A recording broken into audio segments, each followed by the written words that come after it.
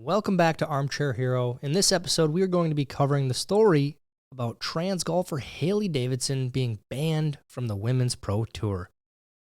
Now, trans athletes in women's sports have been a hot topic for quite a while now, kind of going back to about 2012, and we'll go to the start of it here in a second. I've got a few video clips that I want to show you guys. But before we get into today's story, if you are new here, welcome. You have stumbled upon the super secret Tyler's Ed channel. And I made this channel because I like talking about sports, and it doesn't really fit my other content. And I'm not promoting it on my other channels. I want to kind of test the algorithms and see how this type of content does from scratch versus all of the other stuff that I do. So if you are new here and you know my other channels, please make sure you subscribe for a lot more in the future. We're going to be talking about anything and everything sports, including today's story. If you guys watch my other shows, you know that we talk about the thing we call clown world often.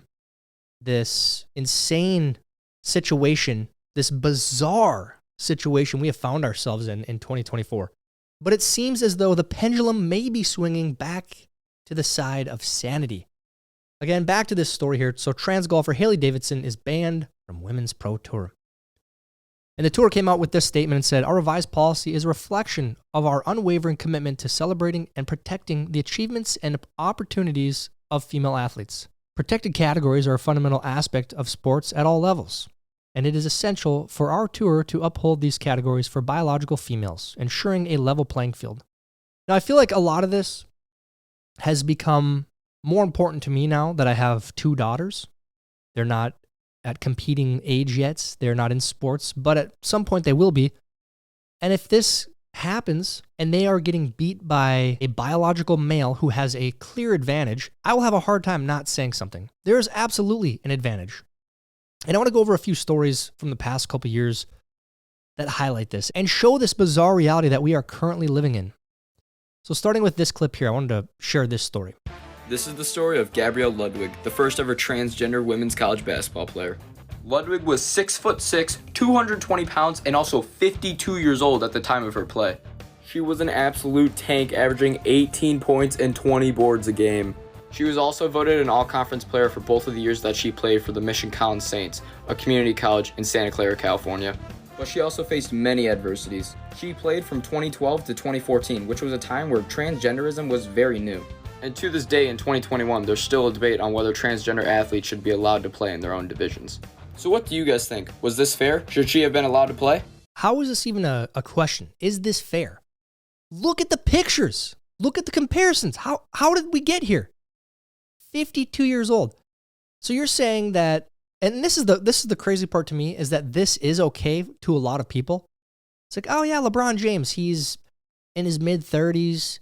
He developed his entire life naturally as a man. He's 6'7", 250 pounds, basically a tall linebacker. But he could one day say, oh, you know what, this is not how I feel, this is not my true identity, and could start playing with females, and that would be okay for many people. That's insane. Testosterone has a very different effect on a person's development.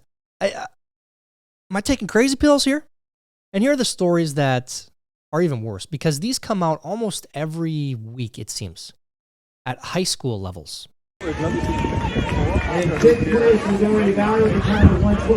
This is Adeline Johnson's reaction after losing a shot at the state championships to a transgender athlete. Johnson finished the race in fourth, 2 places behind Athena Ryan, the transgender athlete. Athena Ryan spoke with Miles Sport after the race, in which she claimed to have dropped 17 seconds on her season's best time in the past 2 weeks. Tensions also ran high amongst the spectators as protesters clashed with security, holding signs that said, "Protect female sports." This is one spectator's reaction.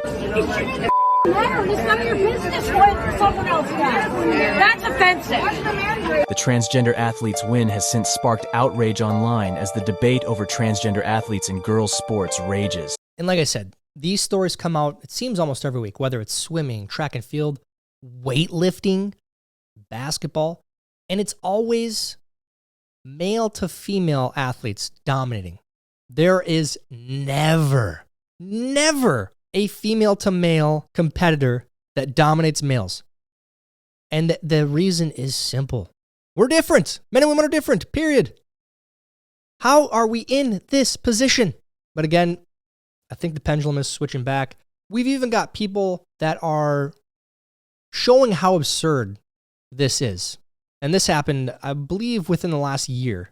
This powerlifter has people outraged. Avi Silverberg joined a girls' powerlifting competition in Canada and broke the record by lifting way more than anyone else. He casually bench pressed nearly 370 pounds, beating the current Alberta women's record by almost 100 pounds. The previous record holder was Ann Andrus, a trans athlete who was actually there at the event. The lifter said that he was only doing this to question the rules that let competitors join based on how they see themselves rather than their physical traits. Some people think this isn't fair, as it can give some of these athletes an advantage. One suggestion is to create a separate category for trans athlete. Ann Andrews says she went through all the steps to become a woman and is a true female athlete. Now this whole situation has sparked a lot of debate about the fairness in sports. Let me know what you guys think, and like and follow for more. That's how she identifies.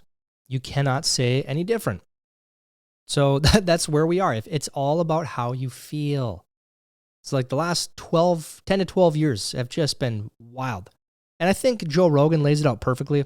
And I also think what he says too here is interesting, that this is some of the biggest backlash he's gotten is over this exact issue. He talks about a identifying female MMA athlete, Fallon Fox, I believe her name is, who didn't let anyone know that they were a biological male and had just transitioned. Pretty crazy. Just dominating women. What is going on? That's where I'm at. Trans woman compete against women in mixed martial arts. I was like, you want to have them do it in chess? You want to have them do it in something that's non-physical? Sure. You want them to be recognized as a woman? You sure. A tough woman can beat a variety of men. Oh, yes. But a really tough man can beat all women. That's the reality. Yeah. They want to pretend that you can even out the playing field with hormones. No, you can even it a little. There was a transgender fighter that was hiding the fact that they were biologically male and competed twice as a woman, beating the out of these women. I said that, look, if you are a transgender athlete and you tell someone, hey, I was biologically male, but now identify as a female, would you like to fight? And that person still says yes, all in. Go ahead, have fun. But to hide the fact that you're biologically male and you were a male for 30 plus years, that was madness to me. I remember arguing with someone on Twitter about it when this woman said she was always a woman. I go, even when this person impregnated a woman and had a child with them, she's like, even then. Like, even then. She stuck her penis in a woman, got her pregnant. That's the science. Became Follow a father. the science, yeah.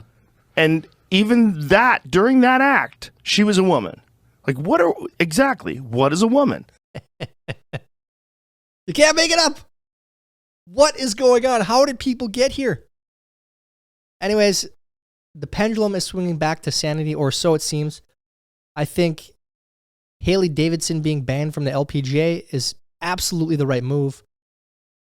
I don't think that is hateful at all. I think that allowing people to pretend to be something they are not and indulging in this is even more hateful and even more disingenuous.